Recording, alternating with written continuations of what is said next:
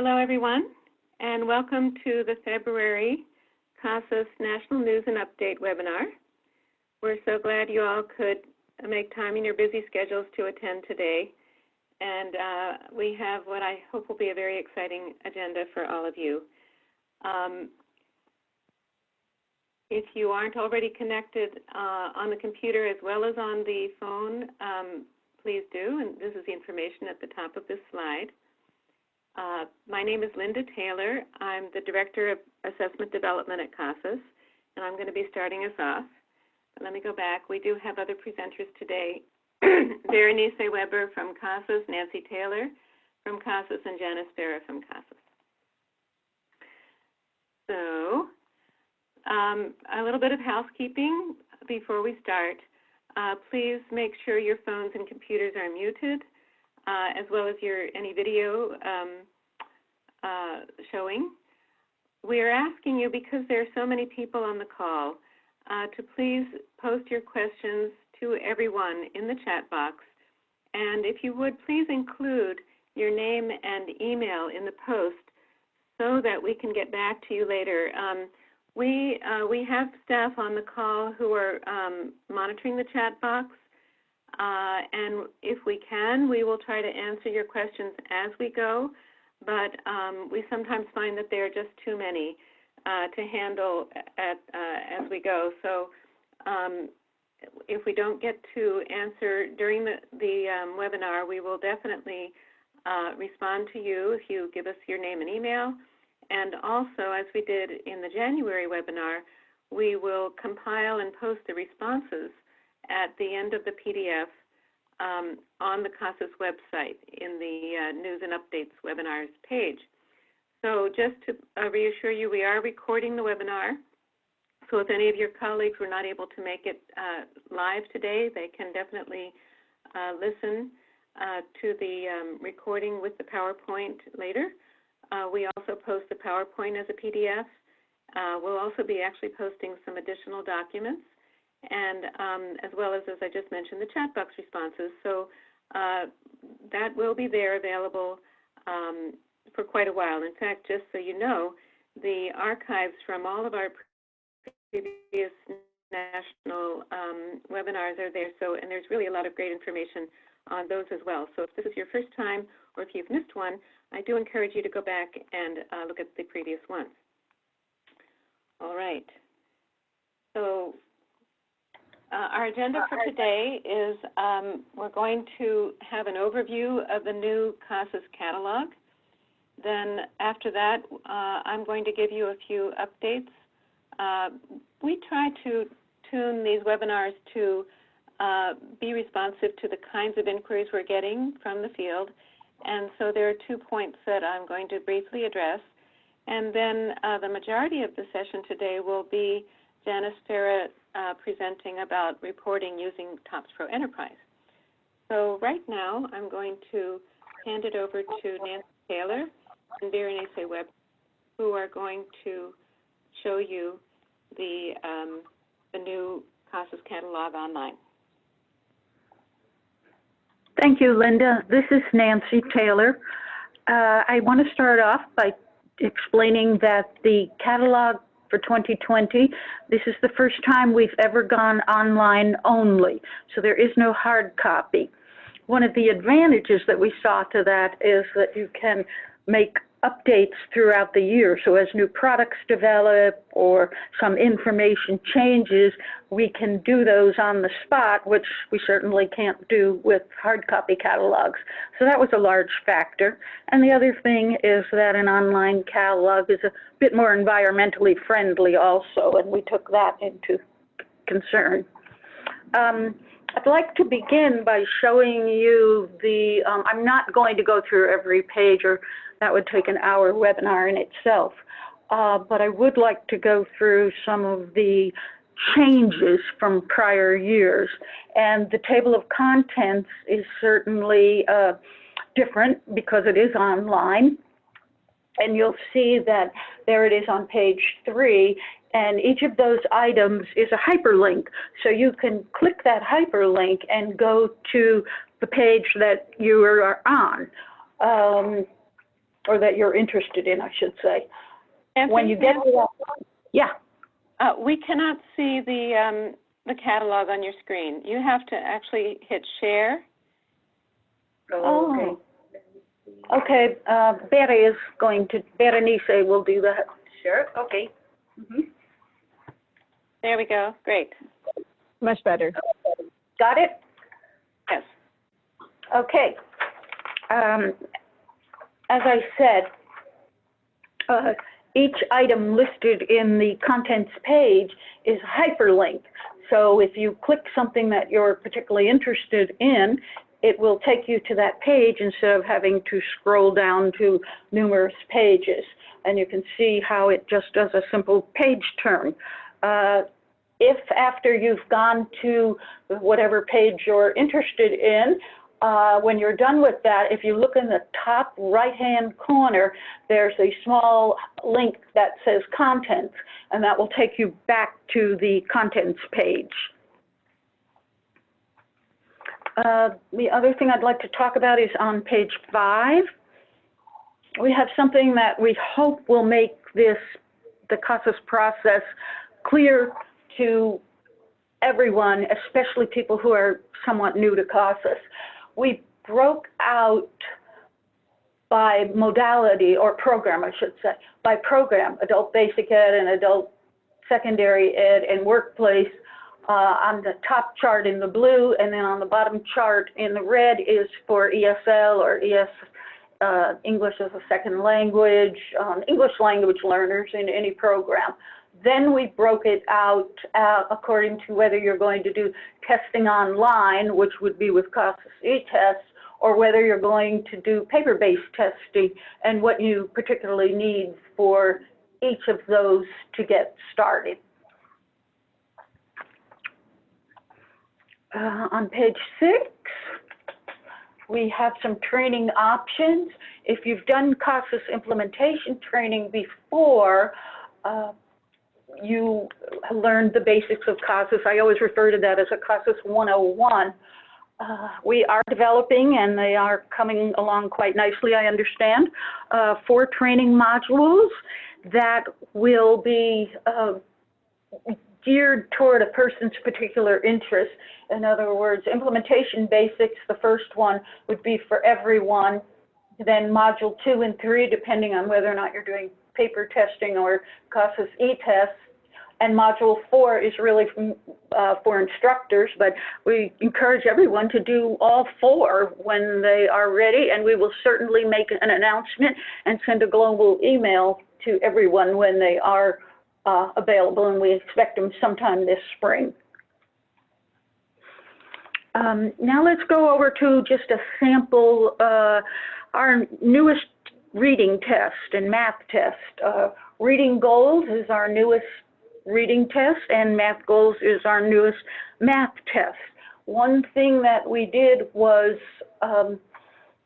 we broke down the areas to step 1. What do you do in step 1? You're placing your students, or you're determining their program eligibility. And those are the materials you would need. Step 2 is you want to document your learner progress. What instructional gains did someone make? And step 3 is what you need for your answer sheets.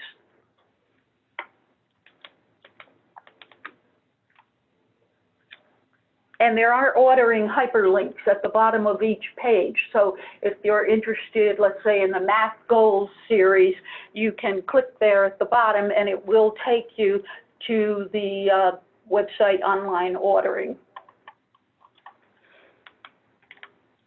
Something else new that we have is on page 28.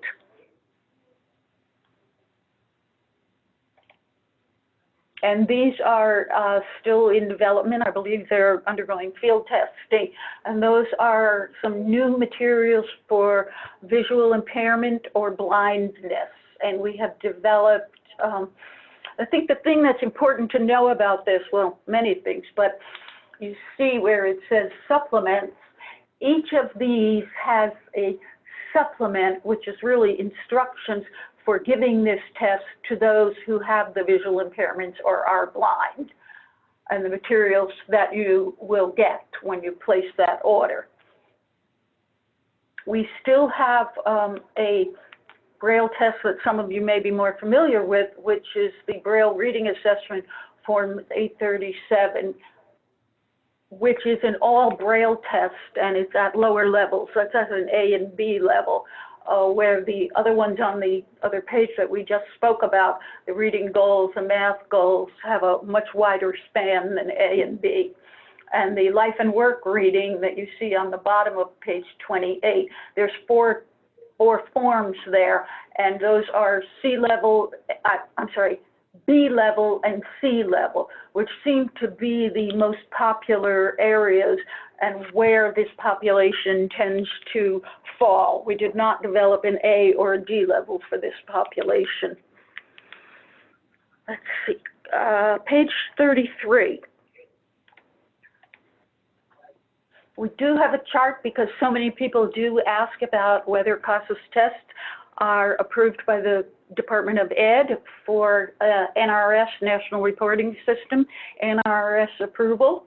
And I think it's fairly self-explanatory if you're doing an ABE, ASE program, or whether you're doing an English language program.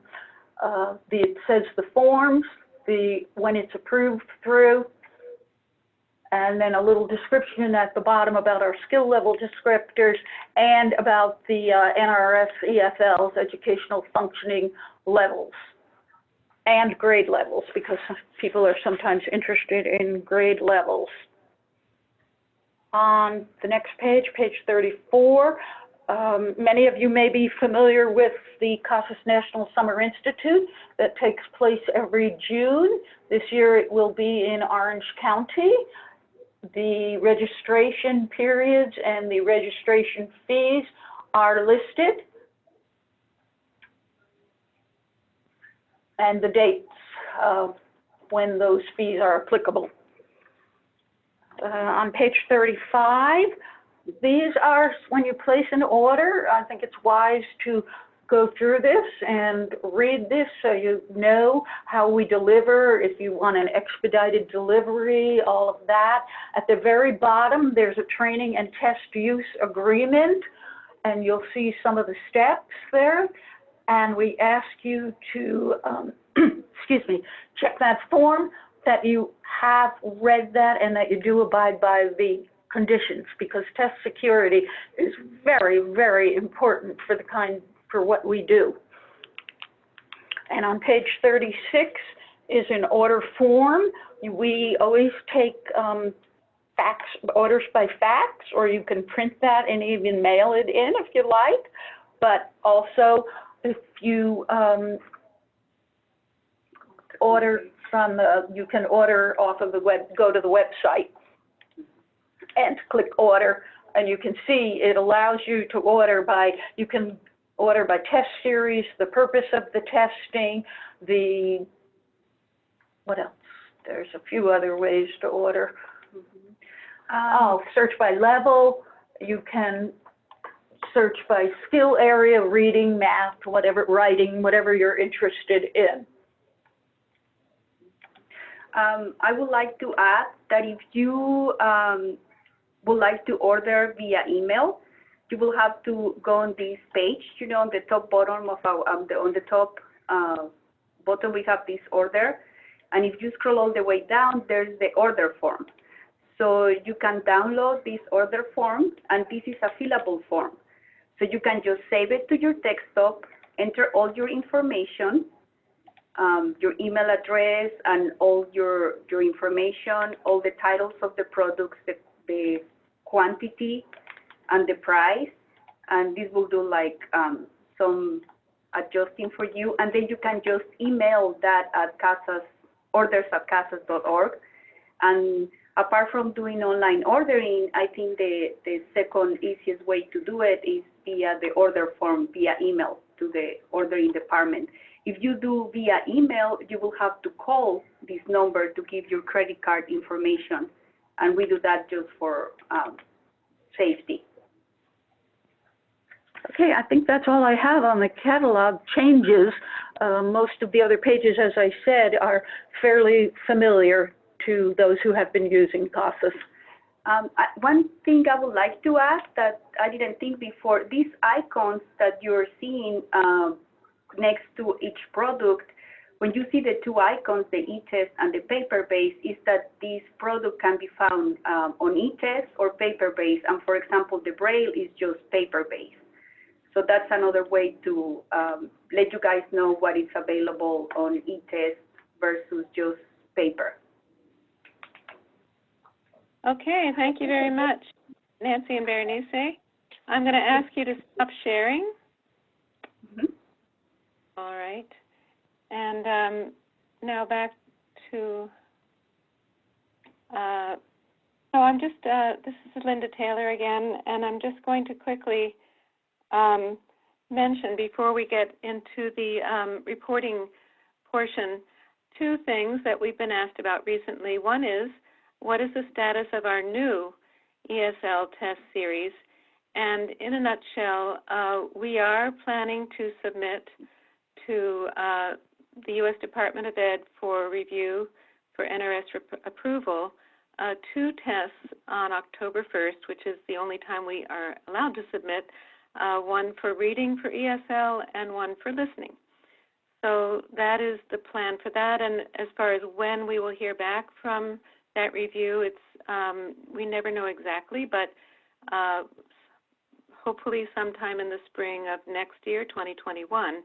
The current tests, Life and Work Reading and Life and Work Listening 980, are approved through February of 2021, and it is likely, as we understand it, that OCTAE will inform the field that although those tests and all the other test publishers, currently approved ESL tests are approved also through February of 2021, that they do plan to allow you to keep using them through the end of the program year through June 2021. So the other thing I wanted to quickly mention is that we have had questions about programs that are transitioning ESL students into ABE. So when they're testing them in the ESL program using Life and Work Reading, then they'll be transitioning them for ABE using the new Reading Goals series.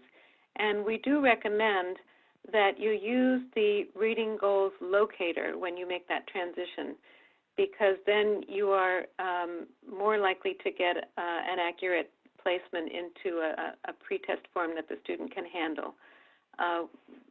What we've heard is that some programs are just using the scale score from the Life and Work Reading and using that to place into the Reading Goals, but there have been some incidents where that doesn't work as well. So we'd like to recommend that you do take just the 10 minutes to give the student the free locator in eTests or the appraisal in paper for Reading Goals to place them into the Reading Goals series. All right, that's all I had. So I'm going to now pass it over to Janice. And I've stopped sharing, Janice.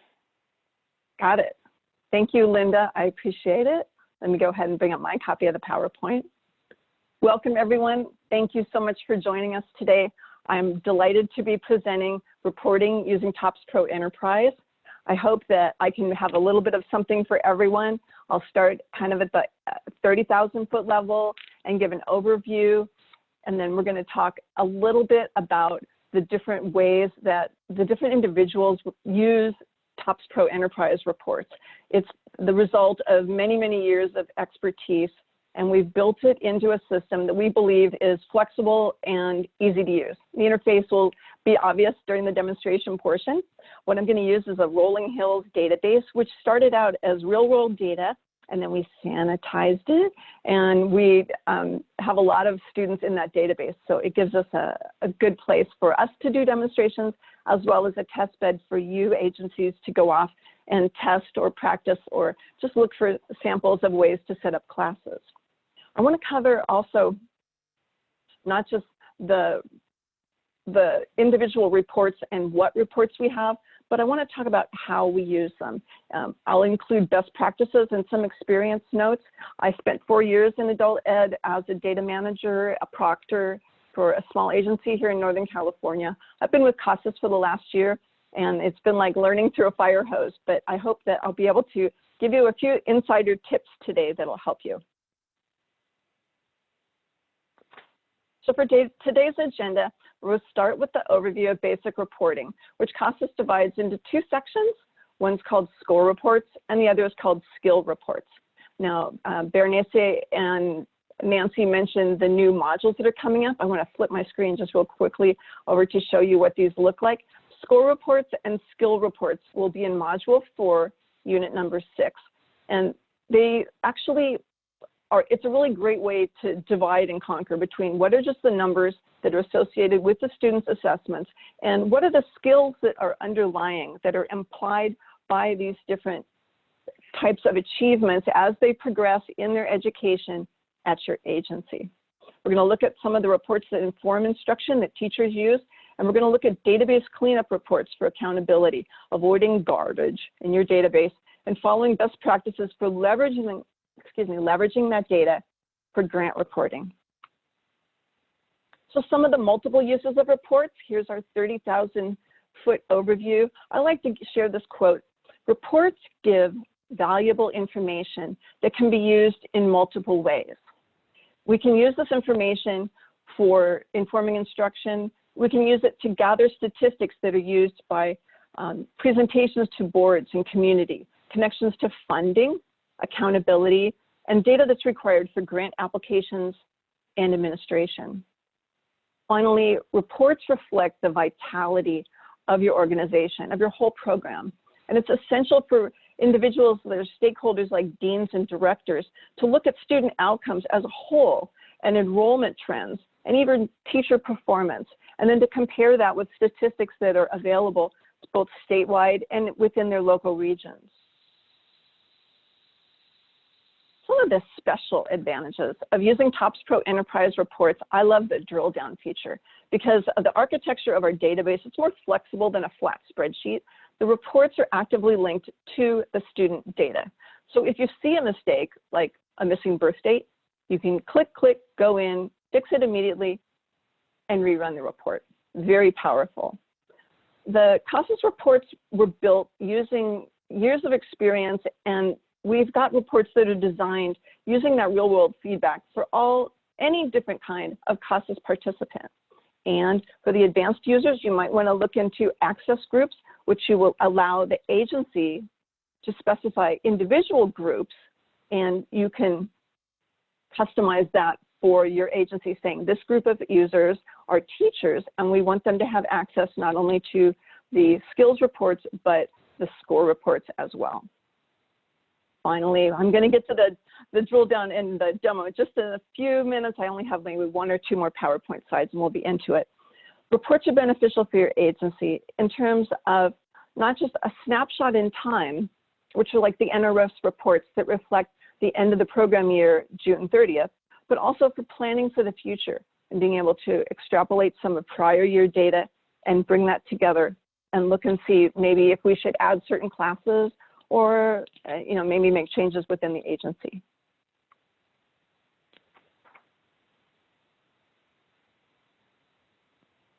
Again, frequently used e-test reports, as we described.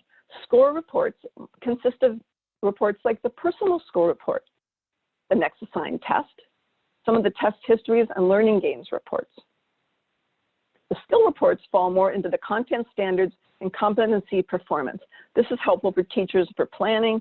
Next assigned test might be more useful for proctors. And this is an example how some of the reports, different reports, are good for individuals. I can't recall if Nancy and Berenice mentioned this, but there are 2 different packages of TOPS Pro reports, some that are for the individual students that are part of our basic package, and then the TE enhanced package. After the demo, I'm going to use reports from both categories, but if you're interested afterwards, you can call CASAS, or you can send an email to orders@casas.org and ask for more information for your agency about that. Okay, here's your sneak preview. this is a peek at what the new Module 4 Unit 6 look like. For each of the reports, there's a description of the report that talks about how it's used. It includes the directions using TOPS Pro Enterprise, or TE, which I'll sometimes call it, for going into the reports menu and bringing up the different reports. Also, there are teacher tips, hints, examples, screenshots, a copy of the actual report, and then down at the bottom, there's a real handy one, which is the customization options. As you who have run reports before know, there sometimes are special options attached to individual reports, and the ones in bold here are the defaults. And so let's say you wanted to do a personal score report, but instead of showing the scale report, which is right here, you would choose the raw score, and it would substitute that in this category on the output. Tech tips are always included and helpful depending on the size of your agency. We suggest using the Report Setup Navigator to segment the amount of data that's going to be used in generating the report. This will make the report generate more quickly, and it will limit the number of pages, which makes it easier to read. Okay, I'd like to show you a few things. Let's go ahead and switch my screen just for a moment. So I'm here in TOPS Pro Enterprise. I'm logged in using the Rolling Hills Simulations server, which is agency ID 4908. There are 50 user IDs associated with this, administrator 00 through 50, so I'm just picked number 26, and our password is very simple. It's just lowercase admin. So here's the general TOPS. Can all of you see? Oh, you know what? I can't see my chat box, so I'm going to trust that if there's a problem, you guys will let me know. Across the top are the general menus for getting into TOPS Pro Enterprise, and today we're going to focus on reports. At first, we talked about e-tests, the scoring reports, and we talked about personal score report and next assigned test. So if we were going to bring up a personal score report, we can look at what's going on for the entire agency, but because this is so large, I'm going to grab an individual student. And let's just pick my one test student today. His name is Brady.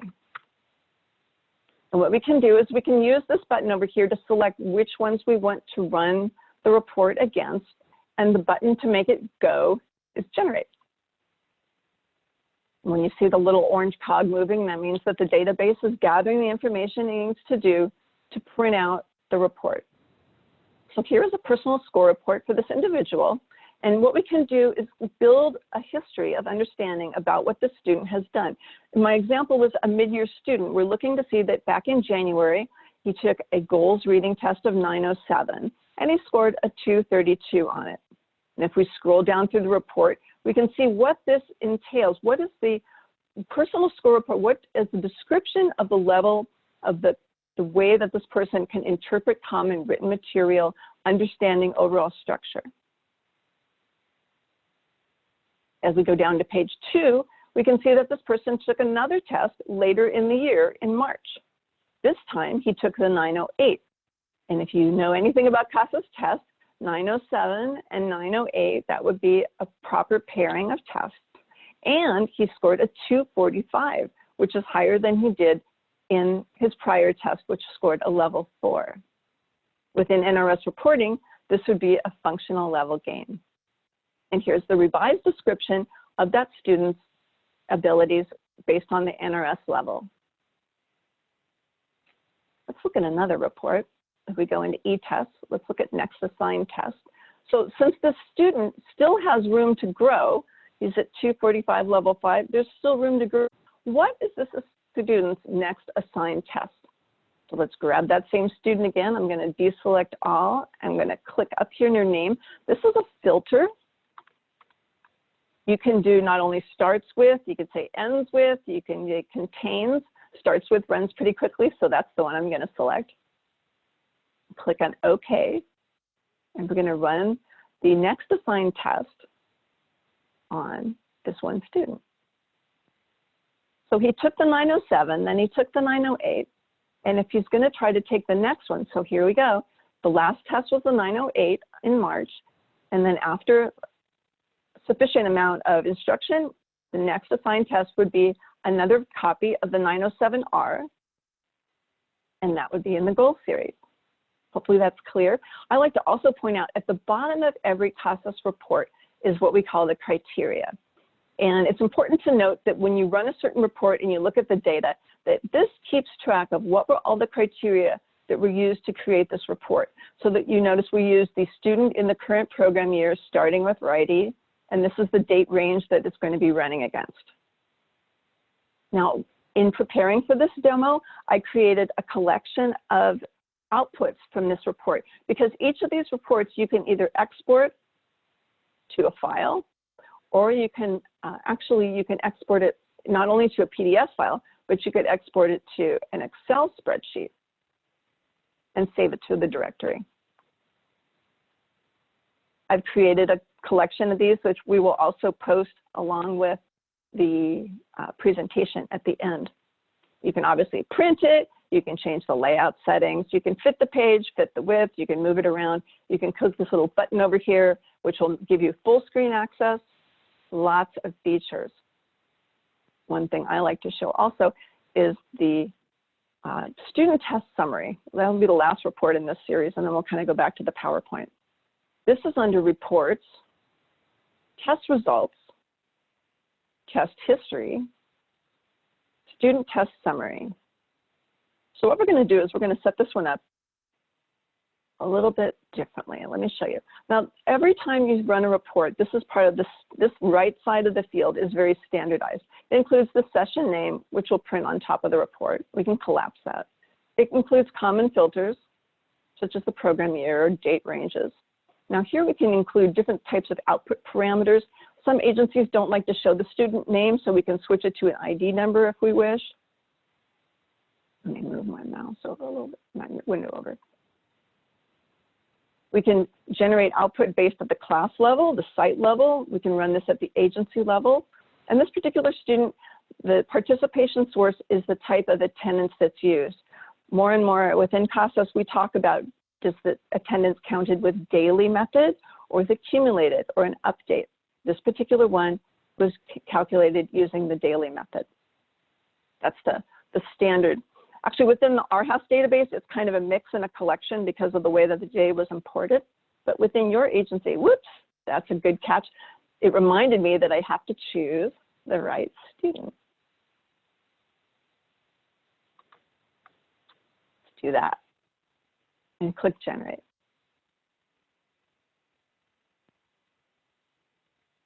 Okay, so we can see here, this is a summary of the 2 tests he's done with the scores and the hours of instruction. Now, this button right here, the pages, is very handy because it allows us to go back and forth to the other reports that we've looked at to compare and contrast, and it stays up while you're using it. But now I'm going to use it to close all pages and go back to the PowerPoint.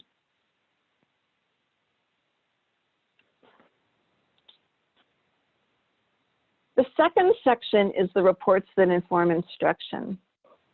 And these are the reports that teachers use to guide their instruction, to find areas, say in a math group, if you had you applied a test to a group of people and you realize that your students are really struggling with a particular concept in geometry.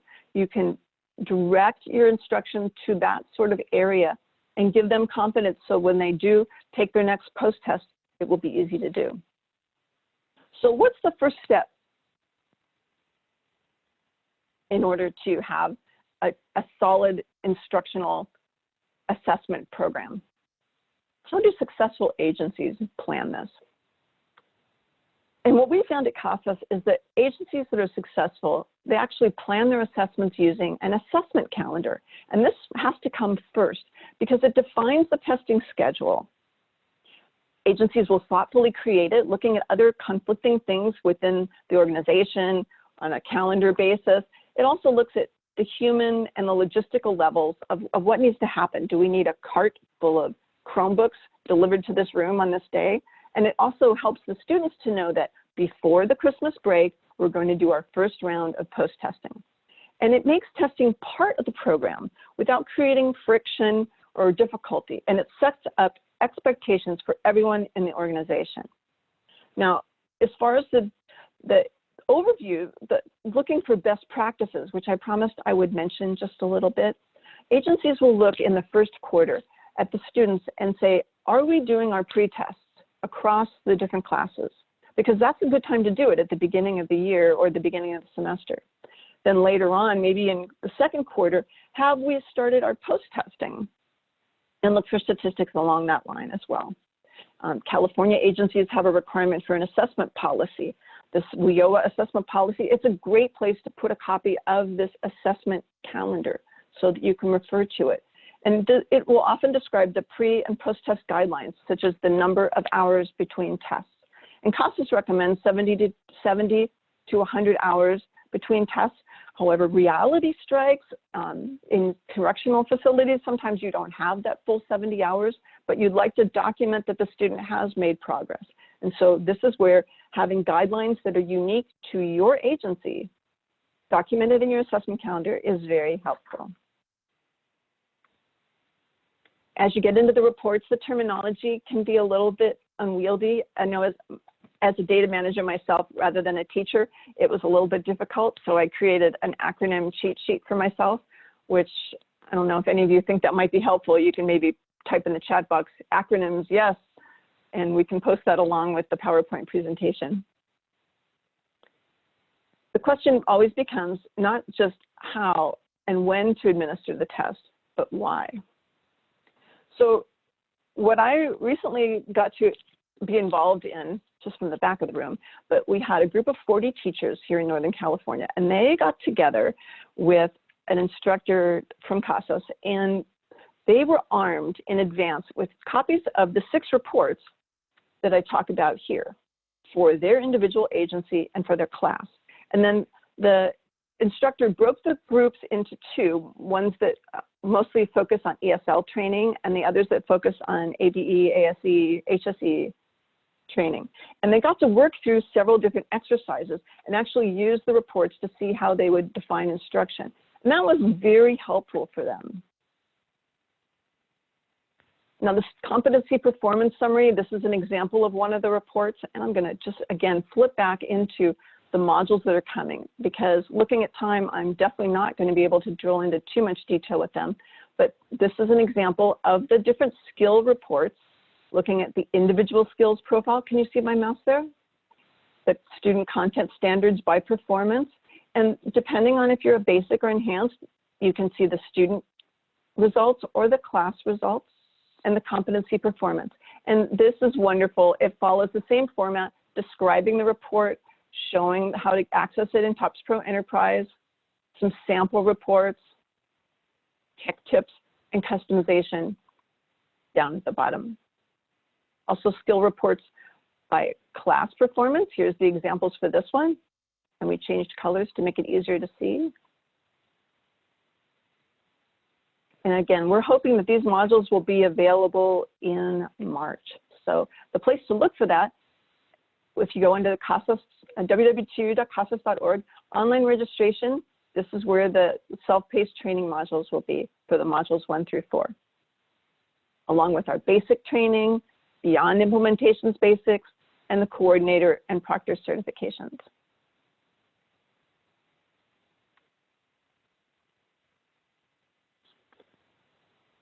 I think I'm going to skip test score overview for now, but I'm going to show you just where it is in TOPS Pro Enterprise, where these are. Underneath reports,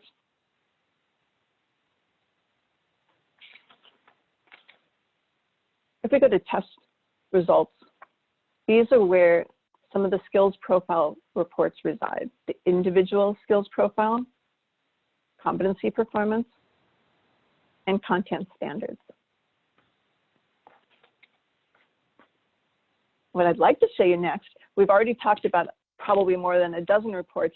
Does anybody have an idea how many reports total are in TOPS Pro Enterprise? Anybody? Just want to type some numbers in that chat box there.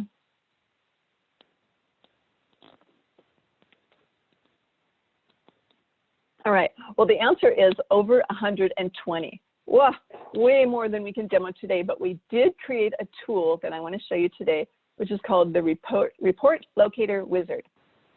And what it does is it allows you to set up a list of favorites, Just like any software product has its favorites, TOPS Pro Enterprise does too. So let's see, what are some of the reports? We've talked about the individual skills profile, and you can look it up using a 3-letter acronym, which is at the top of every report, and add that to your list of reports. We also talked about the hours of instruction, so we can type in hours here, and we can talk about hours since last test, instructional hours, we can add that to my reports, and maybe even total student hours, which I'm going to show you in the next section when we talk about data management tools. Also, you can go down to the bottom and look at the groups of reports which are based on by site, by class, by data management. This is a good one too. I call this the daddy of all reports, the NRS Data Integrity Report. I'll add that to my list and close it. So now what we've done is we've created a new menu item called My Reports, and it shows the 5 reports that I just selected as my favorites. And if you decide you want to make changes to it, that's okay too. You can go back to the report locator wizard and you can make changes to it. You can say, oh, let's take this one out. Let's go ahead and remove that from my reports and then close it. And there you go. So to summarize, we just talked about that, the report locator wizard. Assessment schedules, I believe, lead to a better adoption and acceptance within an organization. Testing schedules create predictable patterns of success, and really it's the result of staff development that agencies learn to keep everyone on the same page, to use the number of hours of instruction, to schedule the pre and post tests, and to guide the instruction for the agencies using this data. Now, on to the part that's probably closest to my heart because of my background in information technology. These are the reports for the data managers. These are the reports that help us to find missing data, to change the inconsistent attendance data if it's a mix of daily or accumulated. It's feedback as well for administrators. Are the teachers following the policies we've outlined for testing? So let's review what are some of the roles of the data manager. The data manager looks at data not only in terms of demographics and class information and test attendance, but also outcome data. Did the student get a job? Did they go on to another learning institution from here? That involves preparing data for grants administration, funding reports, and I'm going to drill into this point number 4 about importing data to and from using other CASAS tools, because there are a number of different wizards within TOPS Pro Enterprise. I showed you the first one, which is being able to create the My Reports. But we're also going to talk a little bit about the third-party import wizard. And then finally, we're going to look at ways that we can encourage reluctant teachers to stay aligned to the agency assessment plan. Now, the CASAS data import and export routines were created to help data managers not have to enter the same data twice. Some agencies will maintain 2 databases of student and class attendance data, and that could be the result of legacy systems, coordination with other parts of your schools and agencies, and CASAS understands that. But for state and federal reporting requirements, that data often needs to be coalesced up into the CASAS database. So to do that, we published a technical definition for data sharing, and we gave it to other vendors who have created routines for extracting their data so the TOPS Pro Enterprise can read it. And it's very, very important when you're doing this that you keep the data straight, you know when to re-import. Thankfully, TE can also spot duplicate records and will skip re-importing data that's already present, and it will grab only the new and the changed information. So if you have a student record and one of the participants, the last name is changed, but all the other data is the same, the demographic record can see that that's changed and will import that one record with the change into your database. Now, as a caveat, this is a bit of an art unto itself. If you want more information about the CASAS data import expert, go ahead and put that into the chat box, and we can follow up with you afterwards on it. All right, towards the end here, I want to talk a little bit about data management, and I want to show you a few different demos.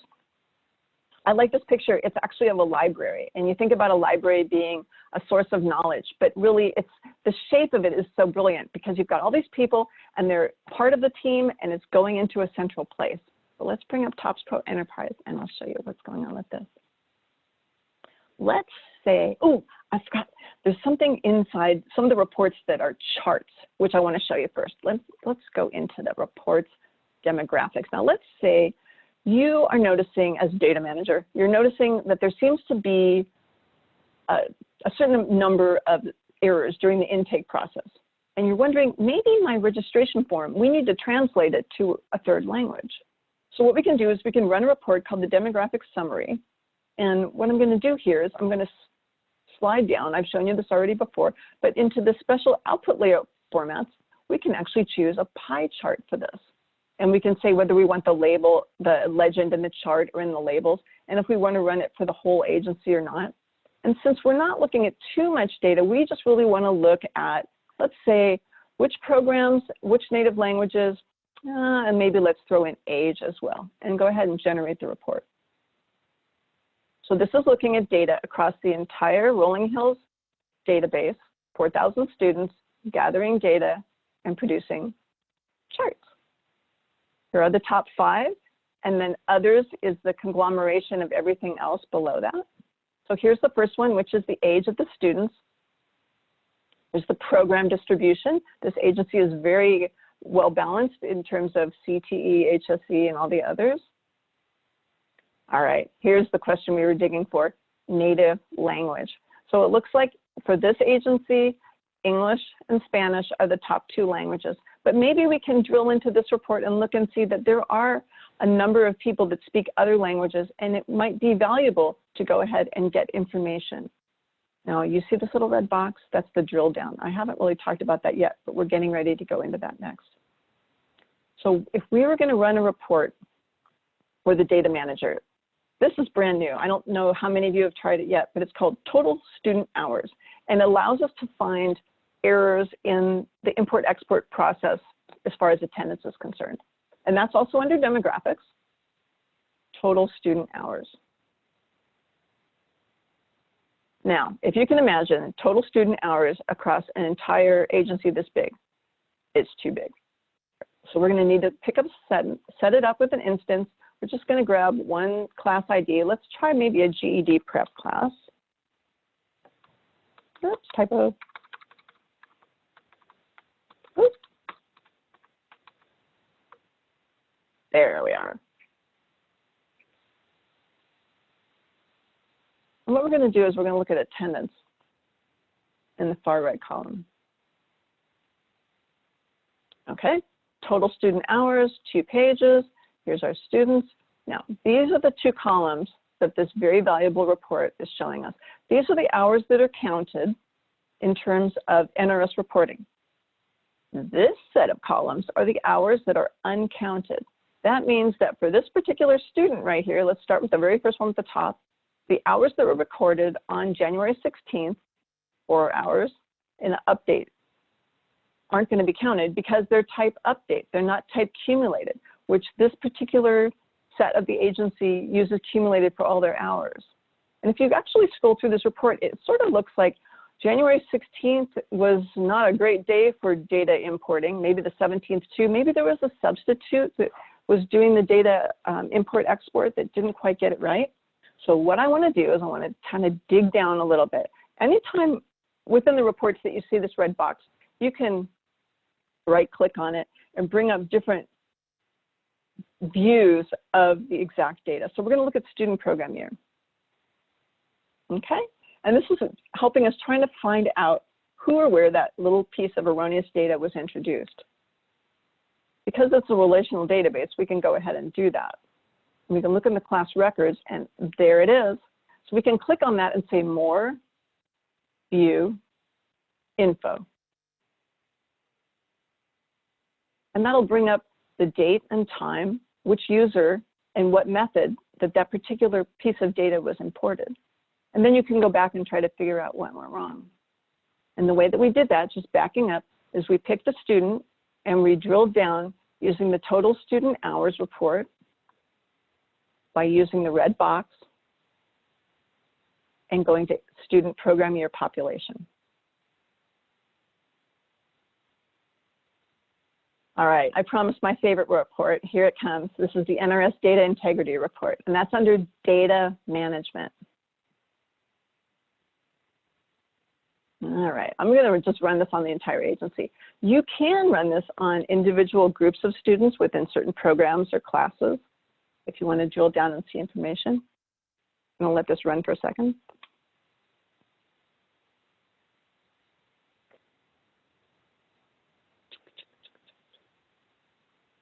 Okay, again, title, keyword, date and time, summary information. Here we go. What we're looking at here, these are the different item numbers that imply missing or incorrect data. So the first one's easy, missing birth date. So we can drill down and take a look at that. Students in the current program year. And I really haven't taken a lot of time to show you how we can move things around here within these listers. And that's kind of a key word that we use. This is functioning more like a spreadsheet so that you can sort and filter and you can move columns around. So let me play around with this a little bit. Let me grab birth date and slide it over by name. And let's adjust the column width, whoops, a little bit there. And we can scroll back and forth. Tell you what, let's get rid of that so we have a little bit more room. Beautiful. And now we can take this one individual student and we can double click and go into their record and make the adjustment for their birthday. Now you notice this little pencil, that means I can edit it. So this is a male. You say, oh my goodness, during the intake, we missed a bunch of things. Birthday and the gender, and we can save it. And we've just edited the database to fix it. Obviously, I have a lot of privileges logged in administrator. We don't give this to everybody on the planet, but within your agency, there definitely should be a data manager that can make these kinds of changes.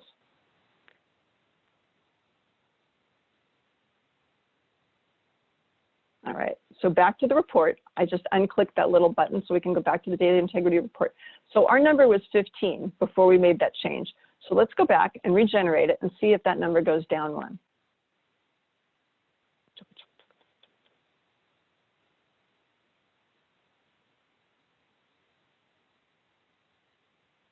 Now, when we get to the NRS summary audit report, that will show us the 6 drop reasons that are applied for data integrity, applied for an NRS.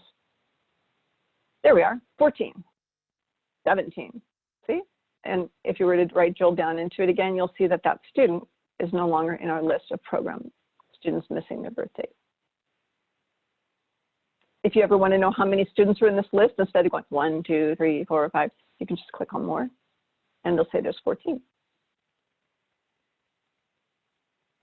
So back to the report. Let's scroll down a little bit because there are so many valuable things in this report. I could spend an hour on just this report by itself. Let's see. Okay, section around 12, high school equivalency exam. So in this agency, it looks like we have 72 successful completions of the GED or perhaps the HiSET exam. Now, we're going to drill down into what are these 8 and 5.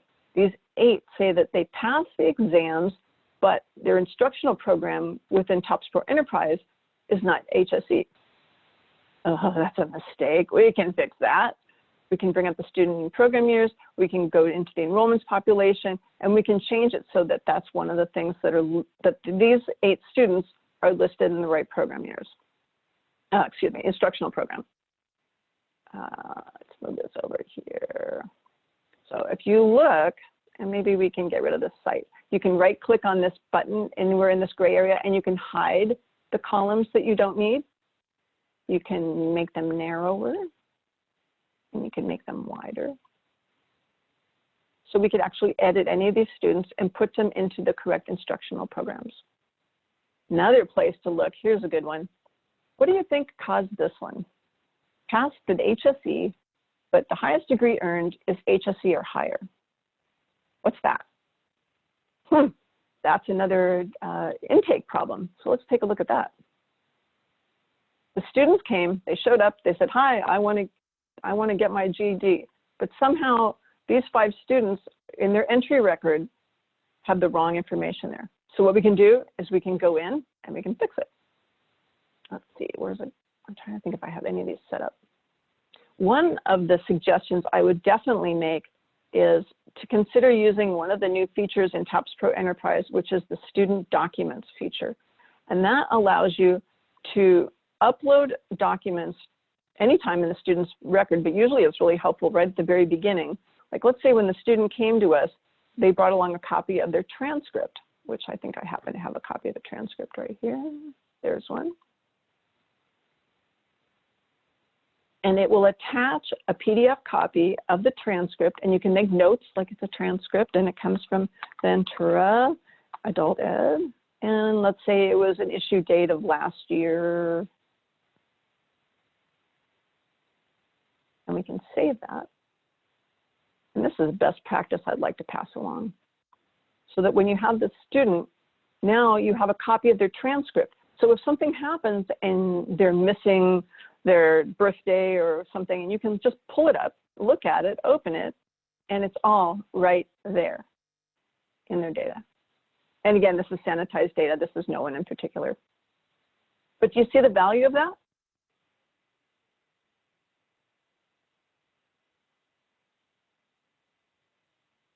So if we were going to go ahead and make the change, that was to the student.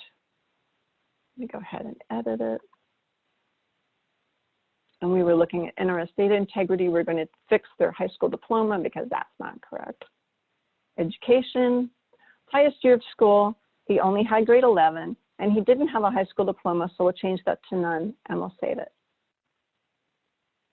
Make sense? Okay. Now you can run the NRS DIR on just one student or just one class, and that way you can look and see what different kinds of information you want to drill into and find. All right, where are we for time here? I'm almost out of time. Do we have a couple more minutes, Linda, to take a peek at the NRS reports? No, I think you should maybe skip that section and go on to the next one. Fair. So to summarize, I have a quote that I really like to share with you about. It's from a very successful principal who has been able to demonstrate high levels of performance and sharing data with their agency's stakeholders. And she said, schools and agencies must constantly demonstrate learner progress. The only way to consistently do that is via standardized assessments. So we started at a 30,000-foot level, and I gave you an overview of score reports and skill reports. We talked very briefly about reports that guide instruction, the value of an assessment calendar, and looking at student-based versus class-based reports.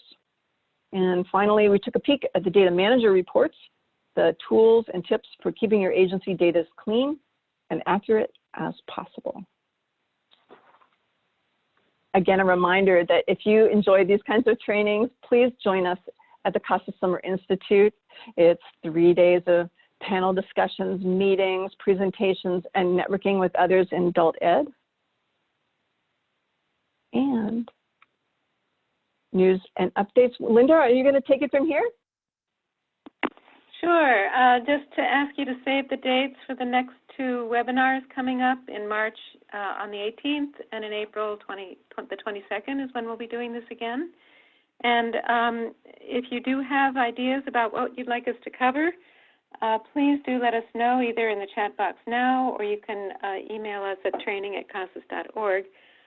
We really hope this was helpful to everyone, and hope we were able to be interesting to those of you who are relatively new to CASAS, and also to those who are veterans, something for everyone. So again, thanks for attending. We're excited about these webinars. We had over 200 people on the webinar today, so please do share that it's available on the CASAS website. If we go back, Janice, would you go back to the very first slide? And I think there it tells that it's the the News and Updates webinar page. Maybe it's the second slide. Yeah, they're at the bottom. On the right side of the CASAS website, you'll see the news and updates webinar. Actually, Janice, if you could just show that, if you pop over to the website, and we'll show you where to find this. Okay, so right there on the right, on the fourth one down, if you click on News and Updates Webinars, then you will get to, well, that's no longer up to today's is there, but then you can see that the previous ones are archived. And last month we went into a lot of detail about e-tests and TE and reports, and so you can, if you click on the button, you'll hear both the the recording as well as the PowerPoint going along, and we have the PDF. So last year we did a lot on the goals series, if you're interested in that. So please do take a look and share with others. Again, thanks for coming. And yes, we just posted the webinar dates. Maybe we can go back to that slide and leave it there. So these are the upcoming ones, and if you can't jot it down quickly, again, we'll post it momentarily on the CASAS website, so it'll be there for you to see. Thanks again, and look forward to having you at the next one. Please Thank you, everyone, very much. Yes. If you have more comments, please, we'll keep the chat box open for a while. Thanks. Bye-bye.